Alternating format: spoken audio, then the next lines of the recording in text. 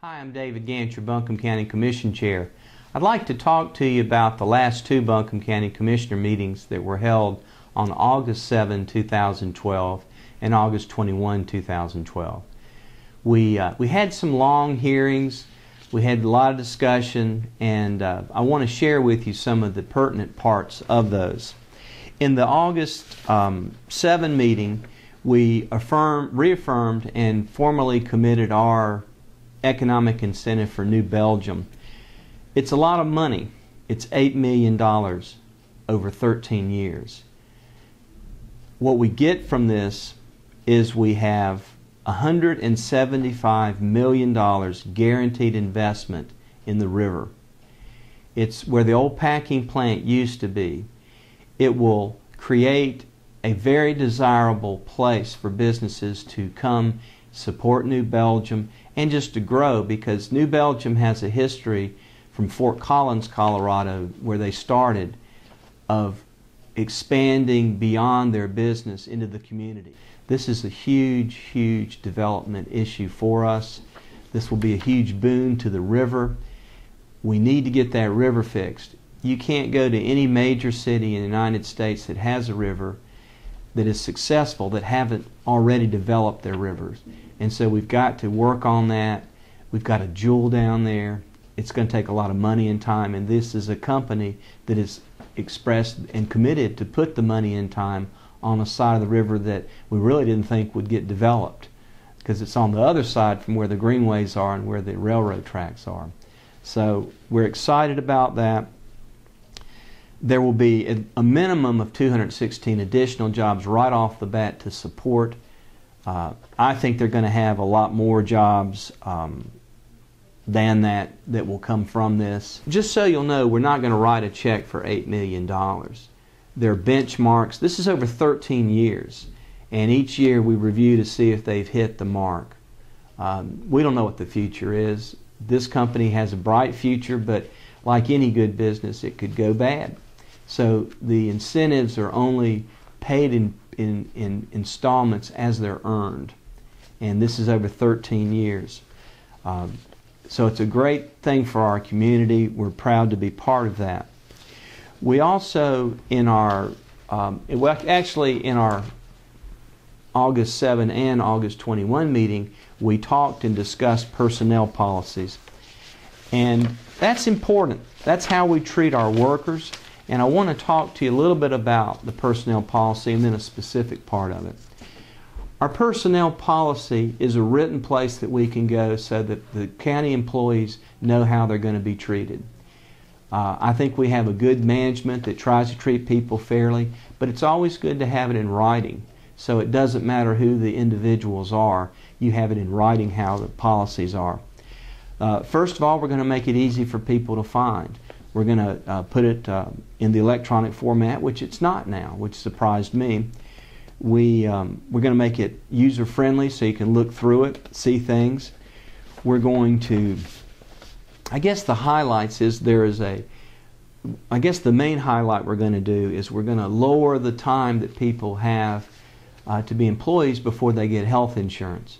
Right now it's 6 months, and that's too long. We're going to lower that to 90 days. And that's 3. We'll cut that in half, go to 3 months. I think that's a fair amount of time.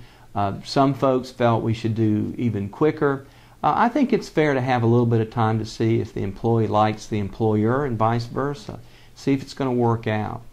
But that's something that we're going to do effective January of 2013. We're also, the other highlight that I think we're going to do that I wanted to mention to you, the general public, is the longevity. We have a good policy. As I said earlier, we used to give people frozen turkeys, and that's all they got for longevity, bonus, merit, anything else besides their salary. That clearly isn't fair. Longevity rewards people that have been here longer, but what we had was a 3-tiered system, actually, where the people that had been here the longest got a whole lot of money, and people that had been here not as long got a much lower percentage and actual dollar figure. So we thought it was fair to kind of even that up a little bit And so we've bumped up the people that the longevity, how long it takes to get longevity, and how much they get. So it kind of evens this thing out so that the people at the top end don't get a whole lot more percentage and in raw figures from the people that have been here a while but don't have the years of experience. So we're trying to kind of get that a little bit flatter so that one group doesn't get just a whole lot more. Naturally, people that have been here longer by definition are going to get more money, but we want it to be somewhat in, we don't want it to be too far out of whack and too big a gap there. So we're going to reduce that. The final part of the meeting, and an important part of the meeting I want to talk about, is the amendment proposed by Commissioner Jones to ban discrimination based on sexual orientation and gender identity. It's a measure that did not pass with the majority of the board, but it's one I support. Here's why. I think it is critically important on many levels to specifically spell out that we do not tolerate, condone, permit discrimination based on someone's sexual orientation or gender identity. I think it needs to be spelled out in writing definitively so there's no question about it. I think we have many policies that cover this, but I still think it needs to be in black and white because I've heard from enough county employees and just my view of the world and the people I know in our community that even though we're a very tolerant and good community, there's potential for that discrimination. And I don't want that potential to exist in our county government. It's a contentious issue. It's hard. A lot of people had strong feelings about it. There's nobody on our board that wants to discriminate based on any ground, including sexual orientation and gender identity. We differ about whether it should be spelled out in writing. I feel very strongly I'm going to continue to support this. I think it's the right thing to do, and I hope that it's reconsidered in the future. It was brought up at the August 7 and August 21 meetings and was not passed. I don't want anybody in Buncombe County to read that as that we tolerate this type of discrimination.